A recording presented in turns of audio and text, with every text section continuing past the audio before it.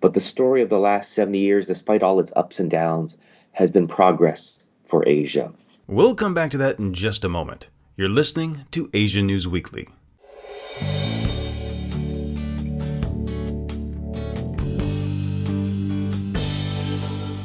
August 15th marks the day the Empire of Japan surrendered to Allied forces. On this, the 69th anniversary of the conclusion of World War II, we take a look back and into the future.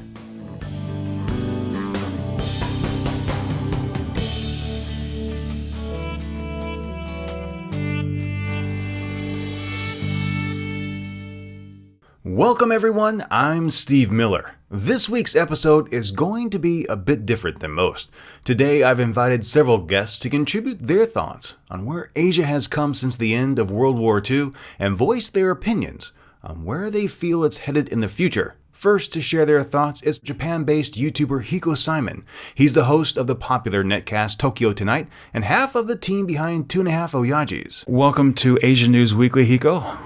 Very happy to be a part of Asia News Weekly. Thank you for inviting me, sir. So, my friend, looking back over the last 69 years here in Asia, where do you think, or what do you think, have been the biggest developments?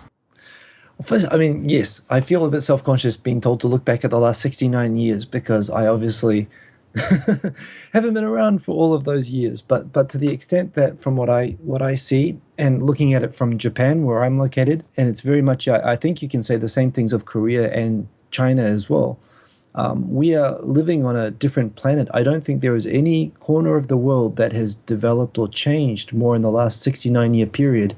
If you take where Korea, China, and Japan were, and particularly Japan perhaps to some extent bottomed out, was at its low ebb at the end of World War II and has kind of gone up. It's been a fairly upward line that's happened for Japan.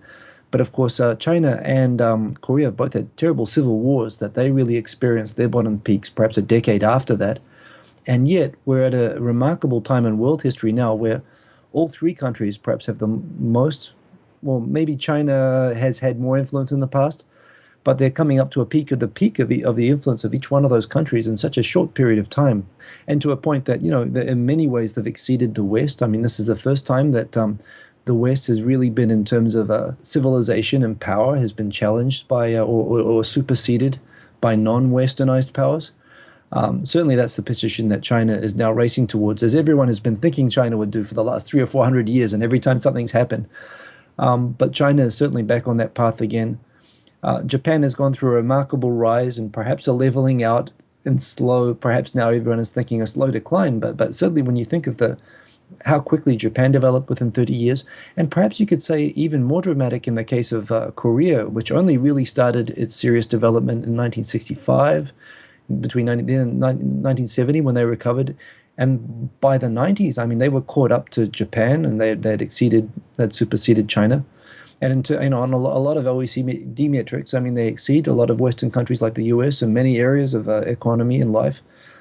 So I think we're dealing with a corner of the world here that has gone from really having had nothing, from being destitute 69 years ago, perhaps again in different periods of history before that of having had certain rises and falls, but really being at complete low ebbs of civilization that have economically and as well as militarily and through other means as well have gone through perhaps the fastest advances any civilization has gone through in all of human history, I would say. And the real remarkable thing about China, Japan, and Korea is I think you can say when you look at the different generations, you can see that the society has almost advanced faster than the human civilization has been able to keep up with.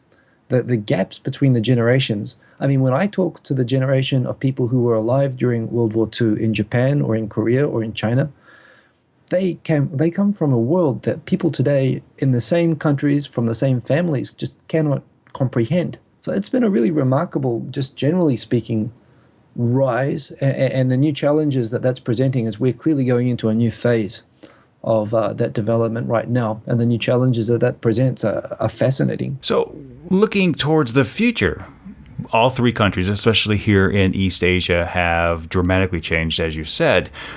What do you think will unfold both in the short term and the long term? From where I sit in Japan, Japan is going into a managed, stabilized perhaps not unpleasant, but a decline.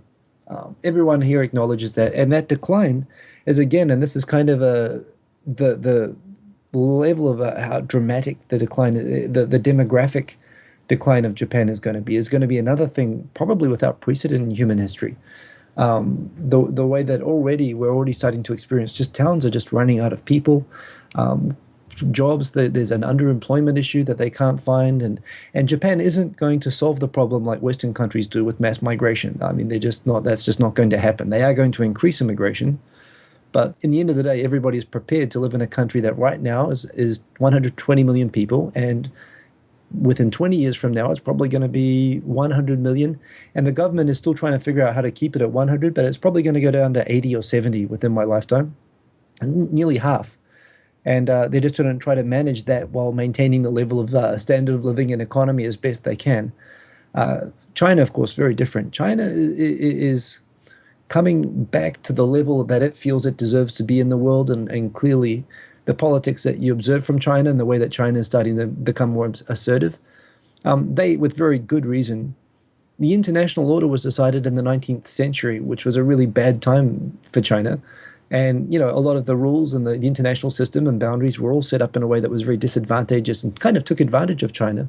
And they've got that historical view in the context of their rise, and they're coming up, and they, at least politically, are looking to settle scores, obviously, at the moment, and they're bumping up against everybody around them, including Japan, of course. I'm optimistic that I don't think, although everything looks like it's heading towards this huge conflict at the moment, I'm optimistic that that is actually not going to materialize the way that it looks like it could. I don't think China's going to get into a nuclear war with Vietnam or Japan over rocks. I think they're going to keep using their military, and they're going to keep becoming more assertive, and they might even go and try and grab those things and whatnot. But in the end of the day, what I find really interesting when you read about the Chinese military and Chinese society is that they're going through a similar demographic thing with lots of only children, lots of guys and so on, who frankly, they're not the same types of people. They're not the same kids from families of 10 destitute children that would go and put on a backpack and go and kill for their country. That happened 69 years ago. Socially, we're in a very, very different world. And, they're just, I am hopeful that the societies are just not as open and ready to get into the same kind of lose everything wars that we got into 70 years ago. Even though there's no question that China is going to continue to be more and more assertive, and the countries that are close to China, including Japan and Korea, and everyone else, are going to have to figure out a good way to deal with that. And Korea, as always, is going to be stuck in the middle.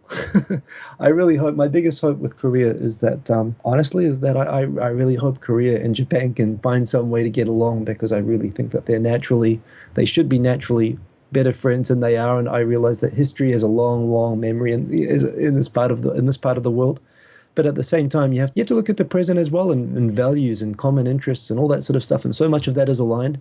And I know that there's politics and nationalism and history that interferes with people recognizing what really should be best here and now. But I really hope that there can be some more enlightenment on everybody's part to make everyone realize that really, well, there's a lot of this kind of chest beating and stuff like that. In the end of the day, I think the best way forward for everybody is to recognize what we have in common. And, the internet, everything, society is changing so fast. People are changing so fast. I'm really optimistic that as the world becomes, I think the world is becoming kind of softer. People are becoming kind of nicer, a little bit more worldly, a little bit less ignorant, I'd like to think. I'm constantly disproved on that, but I'd like to think that as the challenges and the risks and the stakes go up, I'd like to think that there's going to be some counterbalancing to make sure that, we could be in a fantastic place. All right. Hiko Simon, thank you for joining me this week. Oh, my pleasure. And also coming back to the show is Scott Harold of the Rand Corporation, and he discusses what he thinks is Asia's biggest accomplishments since the end of World War II. I'd say there's got to be at least two things that are on par with each other. The first and temporally, first and foremost, I'd say would be the recovery of national sovereignty for most of the states that had been colonized either by Japan or by Western imperial powers. And I think that's a precursor to everything that comes later. Of course, there are a number of nations in Asia that are still, some would argue, still not fully out from under colonial rule, parts of certain countries that would probably like to be free in a different world, but the realities are that they are still occupied by people who they view as different. So one can think of several examples here without me necessarily naming them. And then I think secondarily, but probably no less important to the people who are alive today, would be the economic development and peace that Asia has enjoyed since 1979, especially the peace. So maybe we want to say three things: economic development second, and Asia's long peace since 1979 third. There's really been no substantial interstate conflict to speak of since China invaded Vietnam. There have certainly been armed clashes, but no real long-standing interstate wars. So I guess if we were to say three things, if you'll permit me, then I'd say decolonization and recovery of national sovereignty, economic development, and the avoidance of war for a period of 35 years, which I think those last two are clearly very interrelated.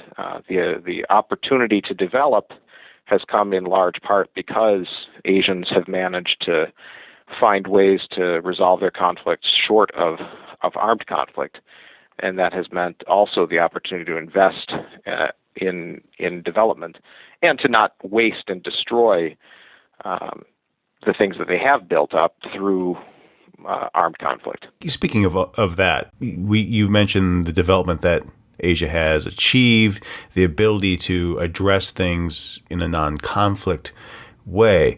Where do you see Asia going moving forward, given the amount of discussion related to ASEAN matters and the East China Sea and the South China Sea? Well, actually, if I can revise and extend my earlier remarks as I proceed towards answering that latter question, sure. I think I would be remiss if I didn't also note that together with development and peace, Asian societies in large numbers have moved towards the adoption of rule of law-based systems, of republic systems, i.e. things that are ensconced in a constitution that actually matters. Most of those are democratic constitutions, and they are countries that are respecting human rights and the rights of people. So in that sense, I think I would really not want my remarks to go off without having noted that tremendous accomplishment also. And I think that latter one, which is in many ways the most proximate in time to today, since most of the countries that have democratized in Asia have done so since the late 80s down to the present. Those are really an excellent segue to what we're seeing now with the tensions over the South China Sea and the question about the region's future. And I think that as the northeast part of Asia ages and its population begins to decline, in some sense, that is going to mean that those countries that had constantly put off resolving the need for citizen input and coordination with neighbors because, well, the pie was growing, so everyone was happy, and we don't have to worry about how it gets divided up because there's enough for everybody, i.e. China, first and foremost amongst those, I think are going to have to wrestle with the question of how do you deal with a more slowly growing economy where resources are even more constrained than they may have been in the past. Whereas Southeast Asia, you're seeing this enormous explosion of demands for a more inclusive politics. That's everything from Vietnam and Cambodia to Myanmar to Singapore. Indonesia, of course, just had an election. There's been an enormous pressure on Malaysia's ruling party to find a way to become more inclusive and less authoritarian. We've seen a transition in the Philippines away from genuinely crony regime, elected governments, but nonetheless very corrupt, to a much cleaner government under the current Aquino or Noynoy government. So I think what we're seeing across Southeast Asia is really a transition towards a demand by younger people, many of whom are much more integrated to global information flows and who have come of age at a time when they did not know themselves that grinding poverty that their parents and grandparents really assumed to be the way of the world And instead, this younger generation of Southeast Asians have assumed that, well, life, generally speaking, is going to get better, and if my basic human needs are met, then I want to start thinking about spending some time thinking about broader picture questions like, what kind of a lifestyle do I want to live, or what kind of government do I want? I think poorer individuals can think about those things too. I don't mean to suggest that everyone thinks first about their stomach and then later about politics, but it definitely does appear to be the case that in Southeast Asia today, we are seeing an enormous wave of pressure from society for a more inclusive politics, and in many cases that is being driven by rising expectations amongst younger people. And Southeast Asia is much younger than Northeast Asia if you compare society to society.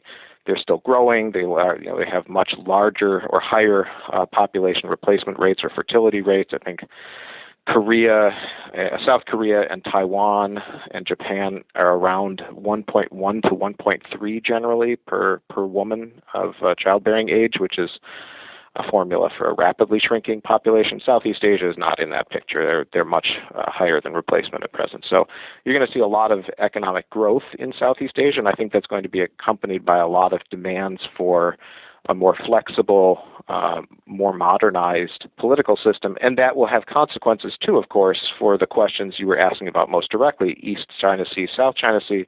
As populations are included in political decision-making, it's not possible for senior leaders of the generation of a Lee Kuan Yew or a Mahathir Mohamad or a Suharto in Indonesia to simply say, well, we've decided to cut a strategic deal on XYZ issue, and we don't even have to consult with the population or worry about what they think. They'll think what we tell them to think, or they won't think anything because we won't really keep them in the loop.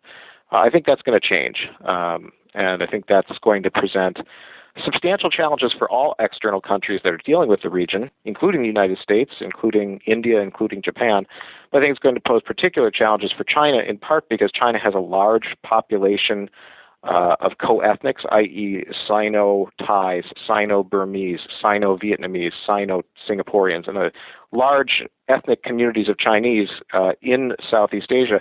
And for those communities, what Beijing does, even though they have no direct linkage in almost every case to China, in some cases for generations, they are still regarded historically with some suspicion in many of those societies, with the exception of Singapore, because the Chinese populations in Southeast Asia generally do very well in business, and B, because China up until the late 1970s would articulate on their behalf, and C, because China in the 1950s, 60s, and 70s actively did try to mobilize some ethnic Chinese communities in Southeast Asia, and D, because China even today still does use some ethnic Chinese communities in northern Myanmar. So there's a historic suspicion of this community.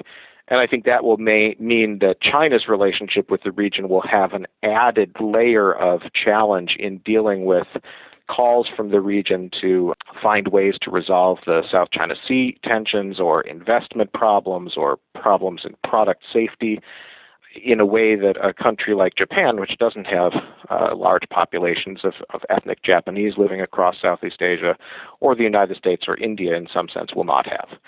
So I think the region is going to be trending towards a greater inclusivity in its political systems domestically, and I would expect that would also have some consequences for its external foreign policies too.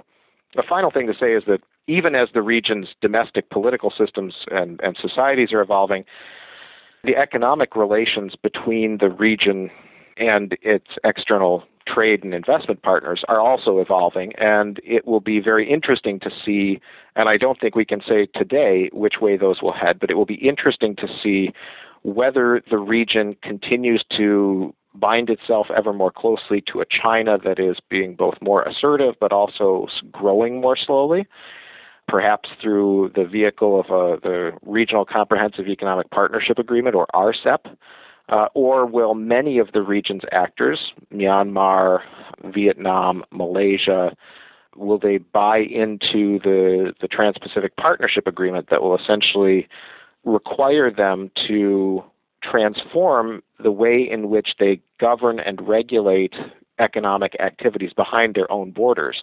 And that will push through a major transformation in the region's economy. It will also link big chunks of Southeast Asia much more directly into what essentially amounts to a free trade agreement between the U.S. and Japan.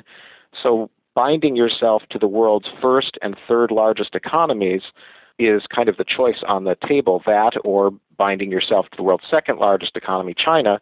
And I think for many of these countries, it's a real challenge to think, well, do we want to undertake these very demanding transformations to merge with or to become closer to the U.S. and Japan, in which case we've got access to much, much substantially larger markets than the China market, or do we want to bind ourselves more closely to Beijing and trust in the tender mercies of political figures in China who have not necessarily always had the same interests in common with some Southeast Asian countries. Thank you very much for that, Scott Harold of the RAND Corporation. And finally, former ambassador to the Asian Development Bank and business expert Curtis S. Chin returns with his thoughts. Nearly 70 years on, Asia really has seen 7 decades of really long-term growth. For me, Asia's greatest accomplishment since the end of the Second World War is really an economic story. Asia has rebuilt. We need only travel from China to Japan to other places devastated by that war, and we can see how much the region has changed. At the same time, I always tell people, let's be clear about what we mean by Asia. Asia is so big of a region that from my old life, on the board of directors of the Asian Development Bank, they have defined Asia to include Azerbaijan, Georgia, Armenia. These are not countries that others might define as Asia, but it's more the point about when we think of Asia, often what we're really focused on is East Asia first, China, Japan, Korea, the 10 or so nations of Southeast Asia, and of course South Asia with India at its heart. But the reality is that Asia also includes countries very much in the news like Afghanistan. And I cannot say that 70 years on that Afghanistan is a much better place than it was perhaps 70 years ago when you look at the indicators about poverty and again look at the unrest that remains in that part of the world. By some definitions, Iraq, Syria, this is also Asia. So I think we need to be very clear what we mean about Asia when we talk about Asia, 69 years, 70 years on from World War II. As an Asian American, I look back at, how much the United States has accomplished since the end of World War II. The U.S. played a key part in rebuilding, of course, Europe through its Marshall Plan, but also rebuilding parts of Asia and specifically Japan. And so when I look at what's happened in the U.S. and U.S.-Asia relations since the end of the World War II period, one great success has really been locking in this notion of free trade, of people being able to elect their leaders. But certainly there's so much more work to go. When we look at the region today, China, what a tremendous success story in terms of lifting people out of poverty since the end of World War II. And that isn't because of some major aid program. It isn't because of, the World Bank and ADB are there, doing projects. Certainly they are. But China's success since the end of the World War II period is because that government has also slowly changed and freed up the Chinese people to get back to, hopefully not just, economic success, but in the long run, freeing them up to worship as they wish, to believe what they want to believe, and to move forward as many other Asian nations have done since the end of World War II. But let's also look back to what happened after World War II. This was a period of rebuilding, but it was also a period of decolonization. Another great success story since the end of World War II has really been the end of colonies in Asia. From some that were done more peacefully, others, as we saw in Vietnam, as in Indonesia, violence took place. Even the U.S.-Philippines relations, it wasn't an immediate end to U.S. rule in the Philippines. But clearly, so many countries are now really, they have to lead themselves. They have to rule themselves. It might always have been as smooth as those people or as, anyone in the world wants when we look at some of how these countries have moved forward and they move backwards. But clearly one great step forward at the end of World War II was the end of colonies. But the story of the last 70 years, despite all its ups and downs, has been progress for Asia. Keeping on that note, looking towards the future, what key developments do you see in the future? One thing is, I think the world, not just Asia-Pacific nations, but the world is actually adjusting to China's rise and really return to the world stage. If we go back into, I don't call it ancient history, but if we go back, several centuries, China was very much a key player in Asia. And I think we're returning to that. But the world has to adjust to that. And so as we look ahead, I think one key factor will be how does the rest of the region adjust to China's rise both economically and militarily? Adjustments will need to be made. But I think that's natural. Great powers, as we know, rise and fall, and the world adjusts to their rise and fall. So at the same time, let's not count out Japan. I'm always struck as I talk around the world about people asking me what's happening in China. Very little talk about Japan. But let's remember that Japan still remains the third largest economy in the world. Japan is very much an innovator in many areas, but certainly the work is far from complete also in Japan's efforts to revitalize itself. So I spoke at the Milken Institute conference in Los Angeles earlier this year, and the topic was Abenomics. And so this is kind of the nickname for what Prime Minister Abe of Japan is trying to do to revitalize that nation. But my message here is that Abenomics, will not be complete without critical reforms to the Japanese economy. And so that's what Japan needs to do for it really to resume its role also, not just as a major economy, but also as a key influencer in the region for peace, for prosperity, for a trading system that links nations, across the region. And I think that's one thing that we'll see going forward. The other trend as I look to the next 20, 30 years in Asia is that let's remember that Southeast Asia are coming together. There's so much talk of India and China, but let's not forget the 10 nations of Southeast Asia. They will continue to be a key player economically in the region, but I also think they will continue or they will become a greater influence in terms of democracy, in terms of how economies can move forward. The model need not be one of China versus India. Southeast Asia will also show a way forward that other countries may well want to emulate. In the last month, we saw an amazing thing in Indonesia. We had a relatively peaceful election, and I think as we go forward, it'll be very clear that there is indeed a President Jokowi of Indonesia, and what a tremendous thing that has been, an election and a peaceful transition. So we look at all of these countries of the Asia-Pacific region. Let's not just focus on China and on India. And the story of the next few decades will also be Southeast Asia's rise. The end of 2015 will see the nations of Southeast Asia, of this ASEAN, of this Association of Southeast Asian Nations grouping, come together in what will be called the AEC, the ASEAN Economic Community. It's not quite, a European Union or European community, but clearly it's a sign of these nations, figuring out a way how that they too can work together. And by working together, be a stronger force economically in terms of defense cooperation, but also as an example for the rest of the region that you can indeed work together. So as you think about these kind of areas of Asia, East Asia, Southeast Asia, and South Asia, it's a gathering of many countries with many different kinds of rules of law, many different kind of cultures, but slowly there is movement forward towards greater cooperation, and that's a good thing. All these reasons, economic cooperation, new institutions, make me very bullish on Asia. Thank you very much. And I would like to thank all of our guests, Hiko Simon, Scott Harold, and of course, Curtis S. Chin. You'll be able to find links to all their profiles in the show notes over at asianewsweekly.net. But what do you think has been the greatest accomplishment Asia has achieved since the end of the Second World War, and where do you think it's going? Please leave your thoughts in the comments on Facebook or Twitter.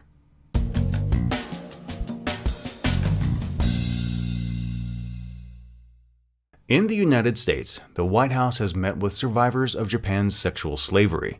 Officials met with two victims, Eok Sun, who's 87, and Kang-il Chul, who's 86, and they discussed their experiences. This, as the UN High Commissioner for Human Rights, Navi Pillay, issued a statement expressing profound regret over Tokyo's failure to pursue a comprehensive, impartial, and lasting resolution of the issue, saying the human rights of the so-called former comfort woman continued to be violated decades after the end of World War II. However, Japan's left-leaning Asahi Shimbun retracted groundbreaking articles that really brought the issue to the forefront years ago. Seiji Yoshida said he had taken part in abducting 200 women on the island of Jeju during the war. The women were forced to become comfort women or workers at sex brothels for Imperial Japanese Army personnel. Quote, "We have judged that Mr. Yoshida's statement, in which he said that he took comfort women by force from Jeju Island, was fake, and we retract the article. At the time, we could not figure out that the statement was fake," said the paper. I asked Michael Cucek, an adjunct fellow at the Institute for Contemporary Asian Studies at Temple University, Japan, if these retractions vindicates the view of those on the right. Not at all.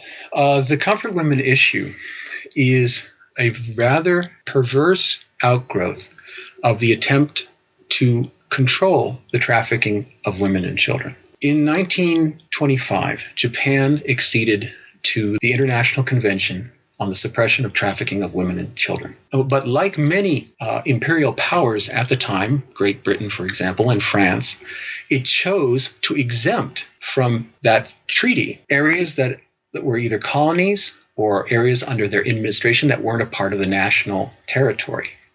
In Japan's case, they chose to exempt the Korean Peninsula, Taiwan, Pacific territories that it controlled, and the leased territory of Guangdong and half of Sakhalin Island. These areas, the trafficking of women was kept open and legal. And perversely, it was because of this treaty, which the Europeans had created in order to prevent women of European origins ending up in brothels around the world.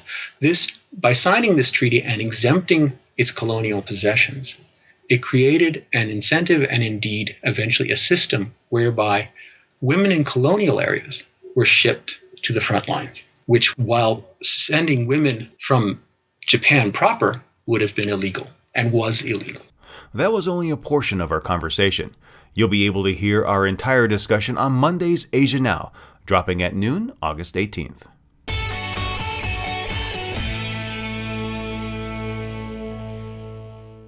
We're nearing the end of this week's podcast, so it's time for the Asia News Update.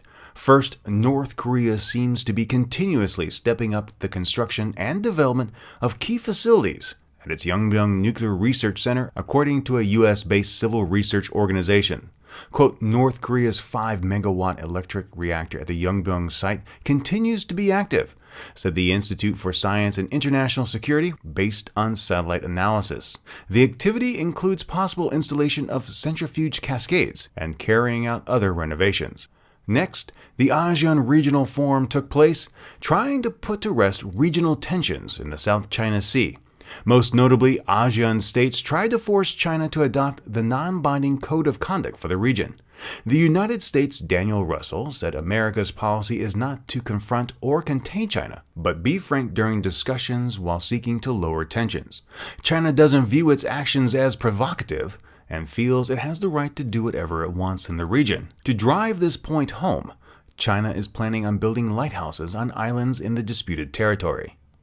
Troubled Malaysian Airlines may face a state takeover in an attempt to save it.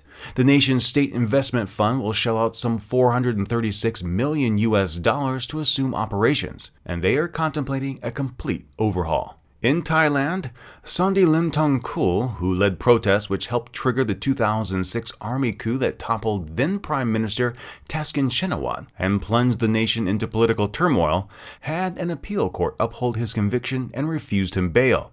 His conviction stems from violating the Securities and Exchange Act in a case dating back to the mid-1990s. Sandi founded the Yellow Shirt movement, which was also responsible for causing the recent political uprisings and the eventual coup by General Prayut Chan-o-cha. And finally, let's wind things down with a bit of good news. An Indonesian girl that was swept away by the 2004 tsunami has been reunited with her family 10 years after she was given up for dead. "God has given us a miracle," said Jamalia, the mother of Radudhatul Jana, who went missing when she was just 4 years old. Jana and her 7-year-old brother were carried off when huge waves struck their home. In June, Jamalia's brother spotted a girl in a village walking home from school that struck a resemblance to Jana. He made inquiries and found out that the girl had been caught up in the tsunami and was swept from Aceh to some remote islands to the southwest. He tracked her down and was able to bring her home. My heart beat so fast when I saw her. I hugged her and she hugged me back and felt so comfortable in my arms, said Jamelia. It was an emotional reunion and the tears couldn't stop from flowing. And really, who could blame her? I can't even begin to imagine the joy she must have felt after losing her daughter in such a horrific way, believing she was dead for 10 years, and then to be reunited with her. And that's the Asian News Update.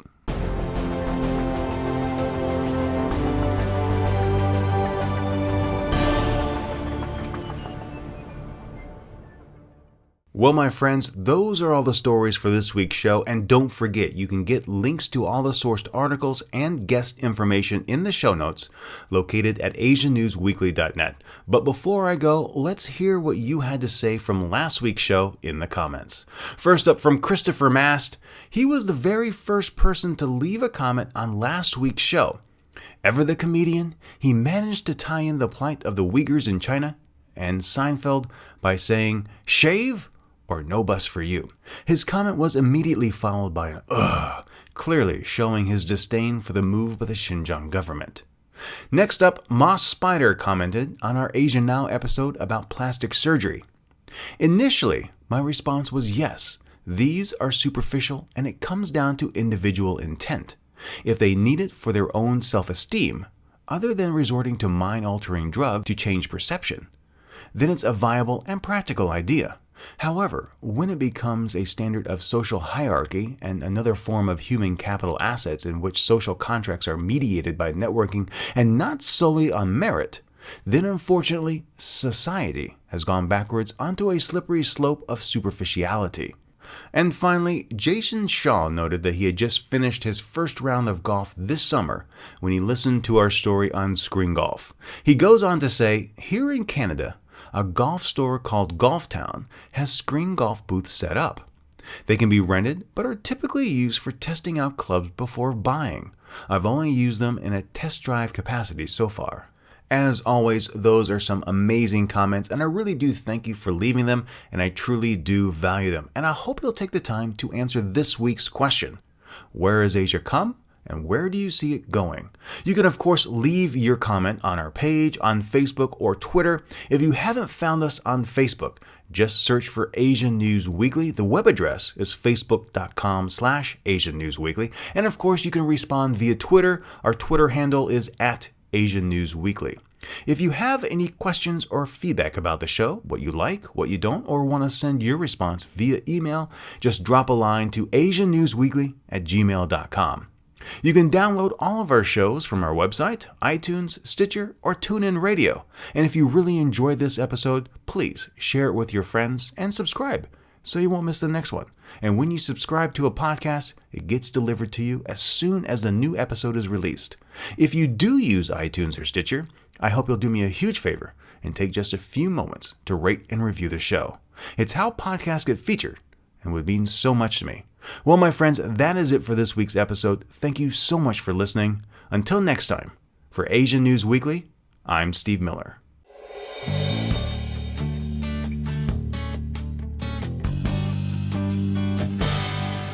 Asian News Weekly is licensed under a Creative Commons Attribution Non-Commercial No Derivatives 4.0 International License.